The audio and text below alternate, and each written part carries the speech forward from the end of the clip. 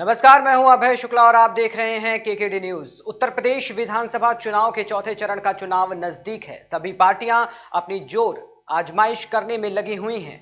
सभी पार्टियां जातीय समीकरण बैठाने में लगी हुई हैं। ऐसे में हम बात करने चल रहे हैं एक ऐसी विधानसभा के बारे में जहां पर अभी तक के हुए विधानसभा चुनाव में सवर्णों ने ही बाजी मारी है। सपा, भाजपा, बसपा के सवर्ण प्रत्याशियों ने इस विधानसभा पर अपना कब्जा किया, मगर इस बार भाजपा ने ओबीसी प्रत्याशी उतारा है। ऐसे में अब देखने वाली बात यह होगी कि इस सीट का इम्तिहान बरकरार रहता है या फिर एक नया इतिहास बनाता है। आइए जानते हैं कौन सी सीट है विधानसभा और कौन है वहां का प्रत्याशी।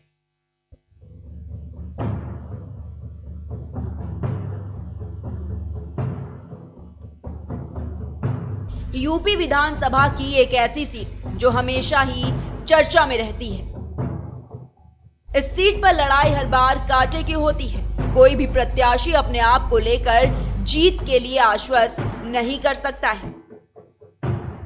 इस सीट पर हर कोई अपना जातीय समीकरण बैठाने में लगा हुआ है। जानकारों ने बताया कि यहाँ पर किसी भी प्रत्याशी को कमतर नहीं आंका जा सकता है। लेकिन इस सीट का एक इतिहास रहा है कि इस सीट पर आज तक सिर्फ स्वर्ण प्रत्याशी ही जीतते आए हैं।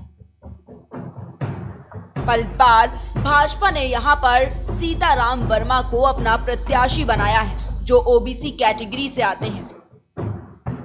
ऐसे में अब ये देखने वाली बात होगी कि लम्बुआ की सीट पर किस प्रत्याशी का कब्जा होता है।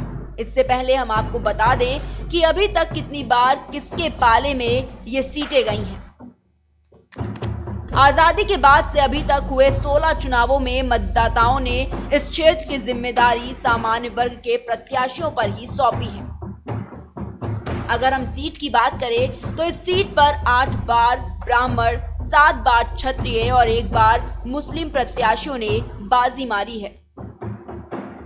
पिछड़े वर्ग के प्रत्याशियों ने कई बार मजबूती के साथ चुनाव तो लड़ा, लेकिन जीत की दहलीज तक पहुंच पाने में नाकाम रहे।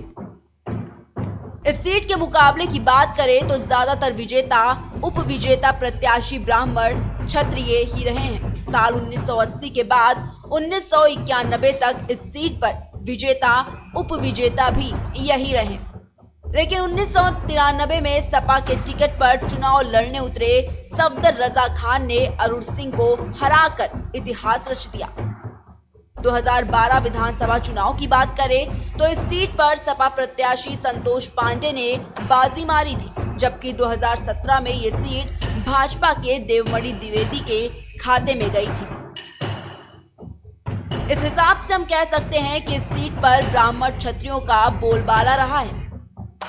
लेकिन इस बार की बात करें तो भाजपा ने सीताराम वर्मा को अपना प्रत्याशी बनाया है, जो कि पिछड़ी जाति से आते हैं। ऐसे में अब देखना ये होगा कि भाजपा अपने इस दांव से उलटफेर करती है या फिर उसे इसका खामियाजा भुगतना पड़ सकता है।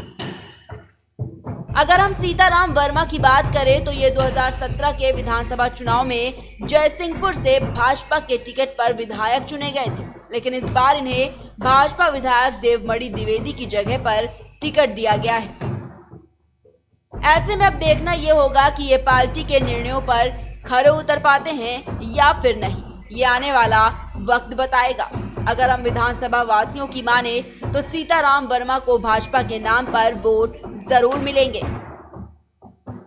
लेकिन चुनाव में उन्हें विपक्षी प्रत्याशियों से कांटे की टक्कर भी मिलेगी। इसके अलावा सपा ने पूर्व विधायक और परशुराम राष्ट्रीय चेतना पीठ के अध्यक्ष संतोष पांडे को अपना प्रत्याशी बनाया है।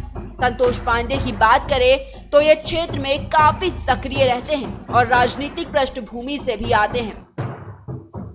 इनके भाई अनिल पांडे भी विधायक रह चुके हैं। विधानसभा में इनकी काफी अच्छी पकड़ है। लोगों ने बताया कि ये मजबूती के साथ चुनाव लड़ रहे हैं।